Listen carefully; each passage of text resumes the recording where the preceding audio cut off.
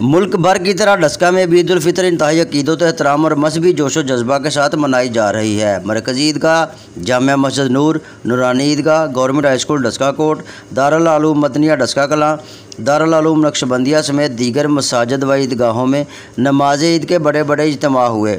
علماء کرام نے فلسفہ عید الفطر پر روشنی ڈالی۔ بچوں، بوڑھوں، نوجوانوں کی بڑی تعداد نے نماز عید ادا کی۔ نماز عید الفطر کے بعد اللہ پاک سے اپنے گناہوں کی بخشش اور ملکی سلامتی و استحکام کی دعائیں مانگی گئیں۔ نماز عید کے بعد فرزندان اسلام نے ایک دوسرے کو گلے مل کر عید کی مبارکباد دی۔ عید الفطر کے موقع پر انتظامیہ کی طرف سے شہر بھر میں صفائی و سیکورٹی کے انتظامات بھی کیے گئے تھے، جبکہ پیشہ ور گداگروں کی بڑی تعداد نے بھی عیدگاہوں اور مساجد کے باہر ڈیرے جما لیے۔